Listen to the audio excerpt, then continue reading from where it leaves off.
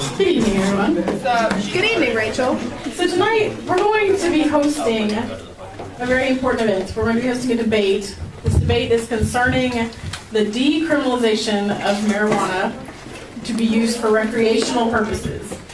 So first, I would like to introduce our news. I hope no one here actually has a stutter, because now you'll all think we're making fun of you. I'd like to introduce our debaters. To your right, my left, is Miss Elizabeth Queen. She's prestigious. Oh, then it's to all of our lefts. I apologize. So, this is Miss Elizabeth Queen. She will be presenting the opposition. And to our right is Mr. William Griffith IV. Good man.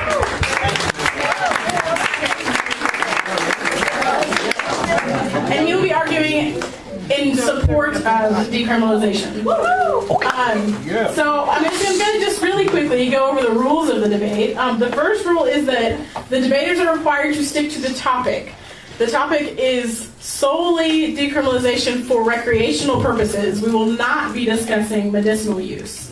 None of us are medical experts, and we're not going to go there. So we're going to talk specifically about recreational purposes. The second rule of the debate is that they're not allowed to interrupt each other. They have to take turns nicely. And the third rule is for the audience. We would ask for you to remain quiet and respectful. There will be time for questions afterwards in small group. There will be time for discussion afterwards in small group. But we're going to get all the way through the debate first.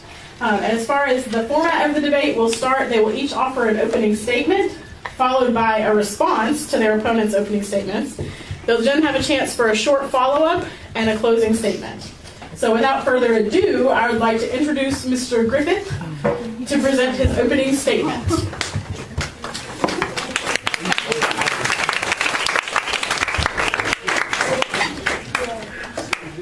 Thank you.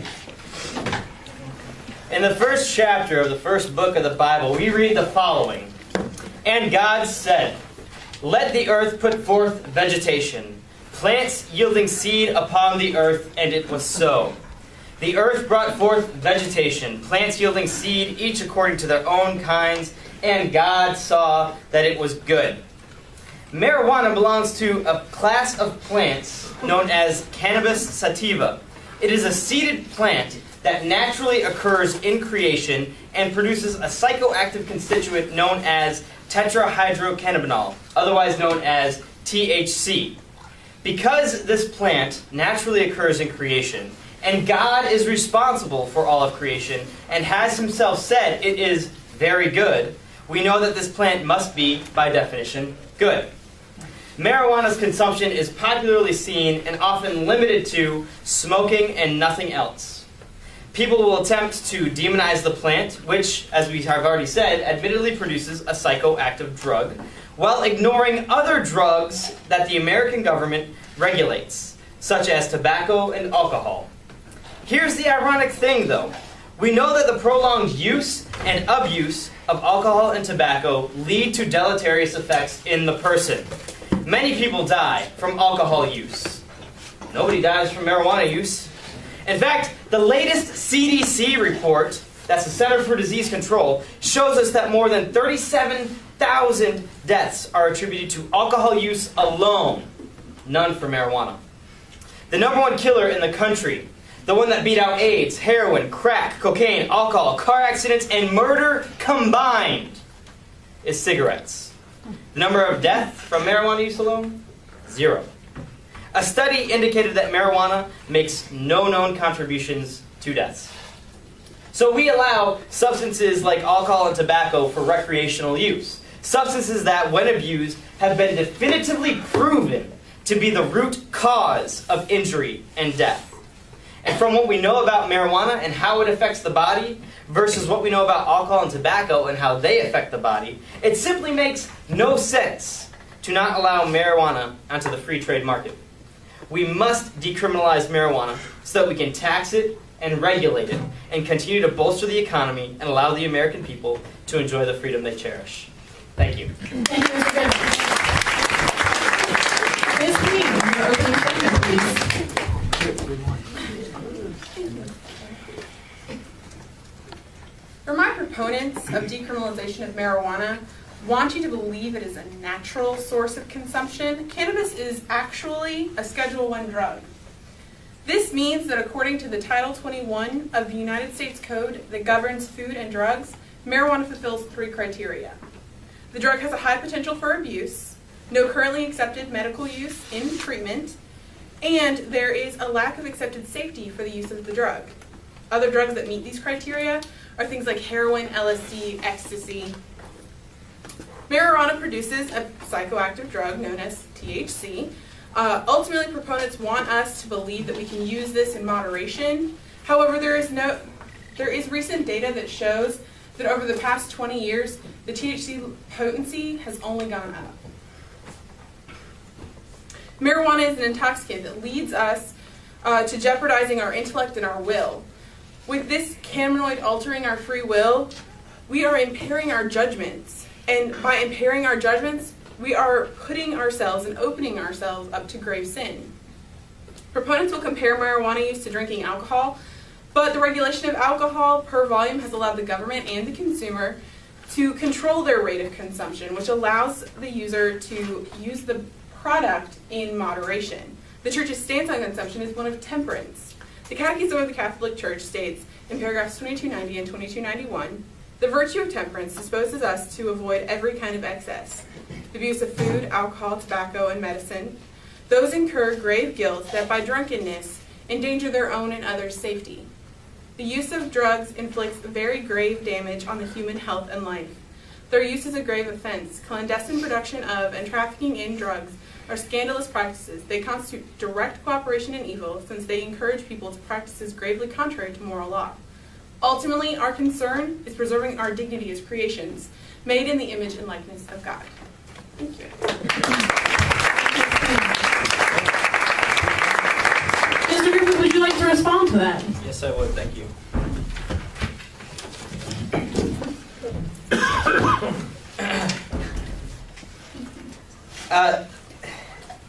Look, if we decriminalize marijuana for recreational use, we're simply allowing one more regulated drug on the market. As my opponent brought up and kind of reiterated some things from me, let's talk about these other drugs that are already regulated by the government. Tobacco, used by 1/3 of the world's population, kills 6 million worldwide per year.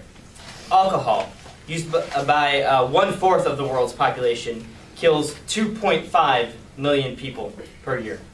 But you might say, we're not talking about worldwide consumption. We're not talking about worldwide decriminalization. We're talking about the United States alone. So let's talk about the United States. In the United States alone, alcohol attributes to over 80,000 deaths per year. Tobacco, 440,000 deaths per year.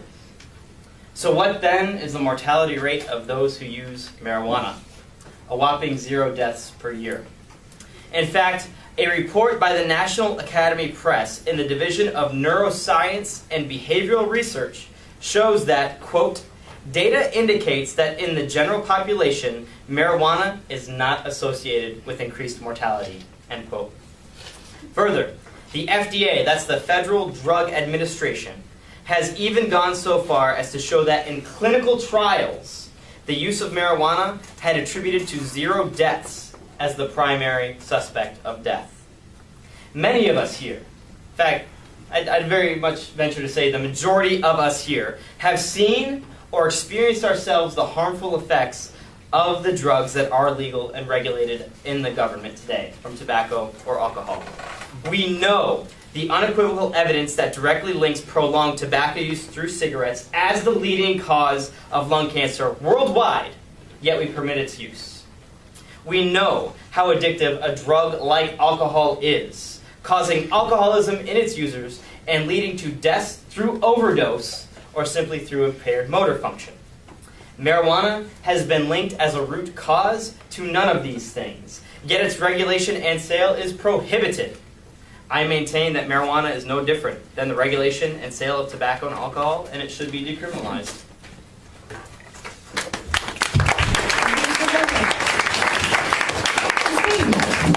Your response. My opponent did make some good points with his statistics on the abuse of already regulated substances. However, when making comparisons and logical arguments, we must compare apples to apples, not apples to oranges. Marijuana is a distinct class of drug entirely on its own, especially in the way that it affects the body. I will grant him also that he has a right. Abusing any substance can cause physical injury. It can also cause spiritual injury, along with causing effects on the abuser's people around them. But basically, what my opponent was doing was showing that there's only redeemable qualities to this drug. He's using the no one dies or is harmed or killed from marijuana myth. Reality is that 26.9% of seriously injured drivers tested positive for marijuana use. 20% of all car crashes are attributed to drugged driving. Nearly 300,000 emergency room visits have involved marijuana. It's the second leading cause, surpassing heroin. But let's look at his FDA report. He reported that the FDA said that marijuana wasn't a primary suspect in death. However, in the exact same study, it showed that marijuana was a contributing factor of death to 279 of the cases that they had. So while THC may not cause a reaction that necessarily overdoses its user and causes the body to shut down, it does produce a psychoactive effect that will injure or lead to death. My opponent brought up that prolonged smoking and use of tobacco products can cause lung cancer. It can also cause mouth cancer and other nefarious diseases, we know that.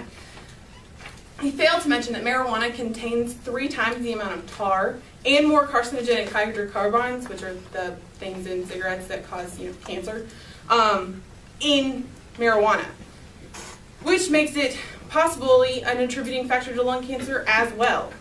Just by smoking it, the user can develop a daily cough, phlegm production, more frequent acute chest illnesses, increased risk of lung infections, and obstructed airways. And my opponent should really take special caution because he's a guy, and recent studies have shown that it's an attributing factor to prostate cancer. And this is for marijuana users that don't use alcohol and tobacco, just that. Now, you might be thinking, well, what if we don't smoke it, but use it through other means? They still have a psychoactive effect regardless of the level of THC or how you use the substance. Effects on the brain can include hallucinations, delusions, impaired judgment, or disorientation. These effects actually increase when you eat it in food rather than smoke it. In studies done just this summer in 2013, researchers have found a more definitive conclusion whether cannabis use has increased the number of people admitted with a form of psychosis. In July, it was only a statistical association between the two, but by August, it was shown as a compounding cause of psychosis, especially in females, and showing that adolescents who use it in their early life have a higher likelihood of developing psychotic symptoms later in life. Saying that there is no health risk or people killed or harmed from the use of marijuana is just absurd and frankly wrong. My opponent is perpetuating the myth that marijuana is somehow safer than other regulated drugs by making false analogies and omitting relevant data. When taking those factors into account, it would be morally wrong to allow a drug with these mental and physical effects into the hands of the public. So my stance remains. Introducing foreign chemicals into the body that jeopardize the integrity of our intellect and our will ultimately can lead to long-term health problems and is incompatible with a stance that we should decriminalize this drug for recreational use. Thank you.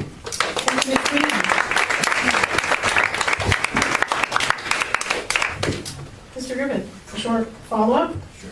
Quick follow-up.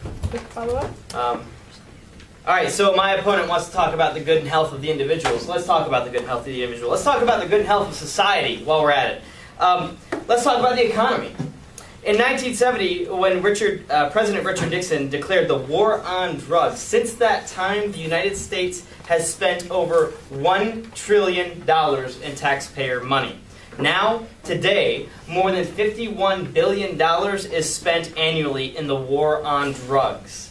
In fact, according to a 2007 study, $7 billion is... Now, I'm no math genius, but that's a lot of taxpayer money that we're pouring into this right now. So, if we decriminalized marijuana, an estimated $8.7 billion in federal and state tax revenue would be brought in annually, based on a 2010 study by the Cato Institute. So, if we ended marijuana prohibition, in addition to the $7 billion no longer being spent on marijuana prosecution, we'd be taking in an additional $8.7 billion in revenue, giving us about $16 billion as a country. In addition to this, studies have shown that crime rates have actually decreased in states that have legalized marijuana. For instance, California experienced a 20% drop in juvenile arrests between 2010 and 2011 after it decriminalized marijuana. And an article from 2013 shows that violent crime in Colorado, which just recently ratified Amendment 62, I believe, decriminalizing marijuana, violent crime has dropped 400% after marijuana decriminalization. So we talk about the good, the health, the well-being of society. I think those are factors that we cannot ignore.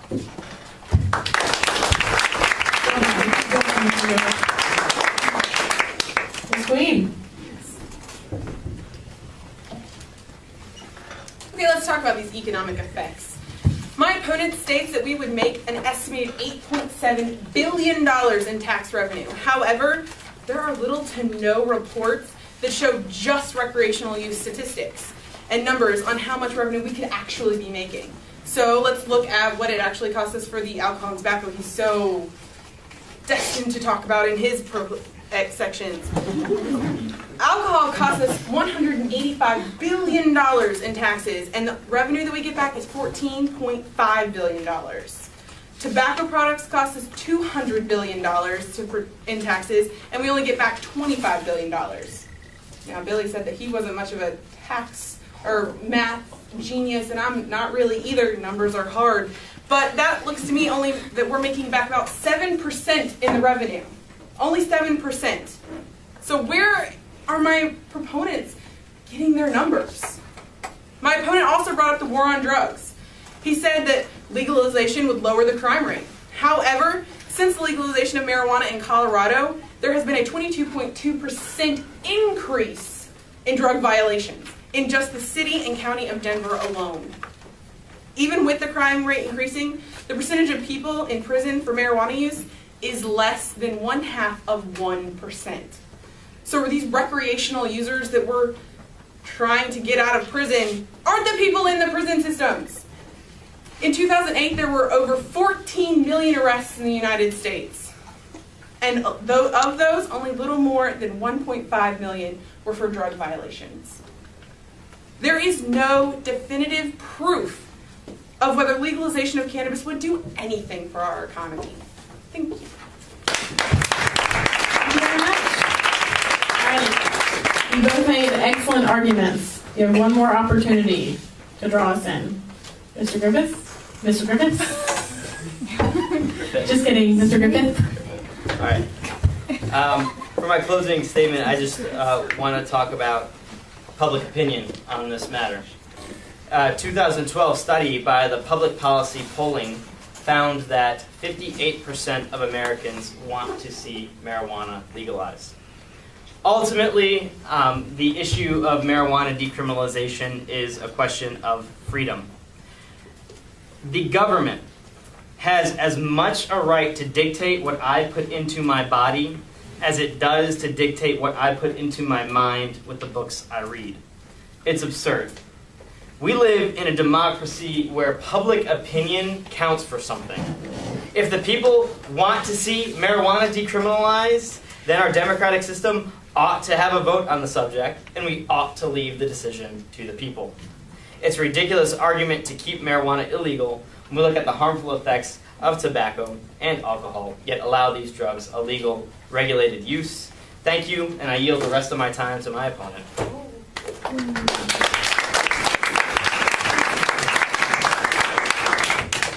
Ms. Queen. Thank you. So what do all these numbers and facts boil down to?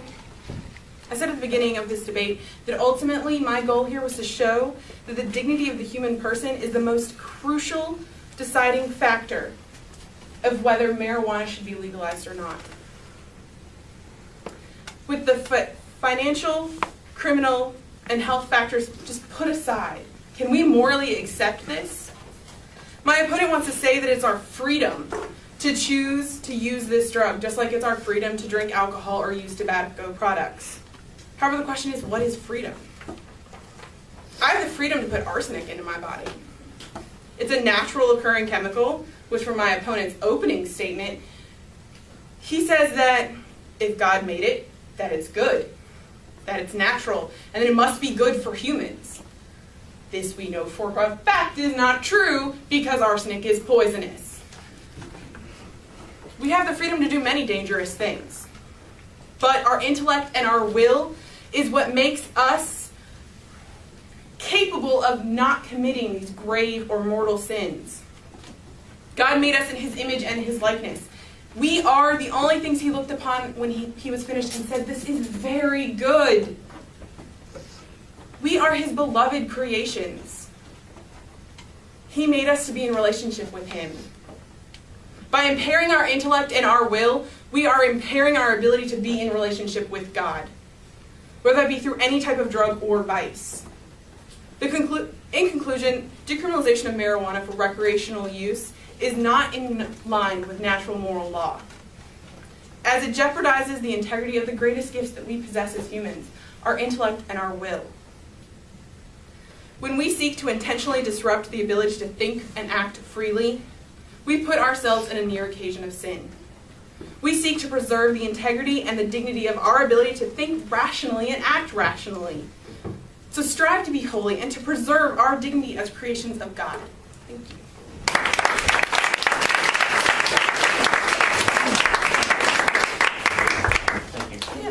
All right, if you could give them one last round of applause. All right, so I'm going to add on a little tag ending here, full disclaimer, full disclosure of what's going on. So everybody knows we use the Life Teen model of catechesis for our youth group. And so with the Life Teen model, we have 3 types of nights that we do. The first type of night that we will do is a catechetical night. That's a teaching night to teach about the truths of the Catholic faith. The second type of night that we'll do is a social night. That's usually where we'll have like a Halloween party, or we'll do our turkey bowl, or we'll do our Christmas party. The third type of night, and that's the night that you just saw, the third night that we'll do is an issue night. An issue night deals with issues that are directly relevant to the youth culture today. What we've seen today, what we've seen as a growing trend among youth culture is the use of marijuana. And marijuana is becoming more and more available for use to the high school youth. We know that it's a problem. We know that it's an issue. We know that our youth have been exposed to that culture. With that, and with what the youth have seen regarding the rhetoric of marijuana use, especially with the recent decriminalization of marijuana in the state of Colorado and in the state of Washington, we felt that this was a great time to address the issue of marijuana use and our understanding of Catholic moral thought regarding its use. We thought that the best way to address this night would be with a debate format. I am the director of youth ministry here, so I presented the pro side. Yes, we should legalize marijuana so that people can use it recreationally. And I did this because, one, I knew it would be confusing because I'm the director of youth ministry and I'm supposed to be like the moral foundation, and I knew it would cause people to really think about what was going on. But also, it allowed me the ability to spend more time studying what is actually being said by the pro-marijuana lobby, saying, yes, we should decriminalize it, and we should tax it, and we should use it and for free use. And I got to learn just really a lot of what is being said and a lot of the falsehoods that are out there regarding the use of marijuana. And I actually parroted many of those arguments in my debate. And in the debate format, Liz Queen presented the anti-stance that we should not decriminalize, that we should not legalize marijuana for recreational use, and I presented the pro. And if you'll notice in the debate, I really don't answer any of Liz's questions. I go after popular opinion. I go after the audience to win them to my side. And the entire point of framing this night in a debate was to get our youth thinking, to get people thinking about the arguments that are being presented for and against marijuana use for recreational purposes. And ultimately, what we ended the night with, after the debate, people went to small groups, and in small groups they were able to break open the debate and really discuss it, especially regarding Catholic moral principle with the use of marijuana. At the end of the night, in case anything wasn't clear, I wanted to clear up any confusion, was that, one, I am not for the legalization of marijuana. I am not in favor of that. And in fact, I think that the Catholic Church's stance would be against its decriminalization as well. And that's for many reasons, but two principal reasons. One is that our minds are precious. The ability to reason, the ability to will, is something that separates us from all of creation. And it is beautiful. Like, the ability to think, the ability to reason, the ability to create is something that is so great, it's so good, it's so true, good, and beautiful that ought to be protected. It ought to be upheld, and it ought to be cultivated. And anything that we do to deliberately hinder the use of the reason, anything that we do to deliberately compromise our will, we would call disordered. That's a disordered use of the body. That's a disordered use of the mind. Secondly, we believe that we are created in the image and likeness of God. God gave us immortal souls. God is pure spirit, so he gave us immortal souls, and being made in his image and likeness is primarily, it's in the human person, the entire human person, but in our souls particularly, where in our souls we have the ability to reason and the ability to make volitional choices, to use our will. And it is that image of God that ought to be, again, upheld and protected. And not only that, but our minds, the use of reason, the use of will, those are the principal means we use to communicate with the divine. Our minds are what we use to talk with God, to grow in relationship with God. Anything that we do that inhibits that prevents us from growing in relationship with God, and it prevents us from growing in holiness. And that's not just for marijuana. That's for abuse of alcohol as well, abuse of illicit substances, or even illicit drugs that are out there that you can use for therapeutic means, but that you use to deliberately inebriate yourself. We call a disordered use of the body and a disordered use of the mind. And in the debate format that we presented, we really just wanted to raise questions. We wanted to get people thinking about it. So I hope that we accomplished that, and I hope that we answered all the questions that we had. We know it's going to be a continuing debate, and this at least allowed us to open the door to discuss that within our youth group. So thanks for watching. I hope you got something out of it. God bless you.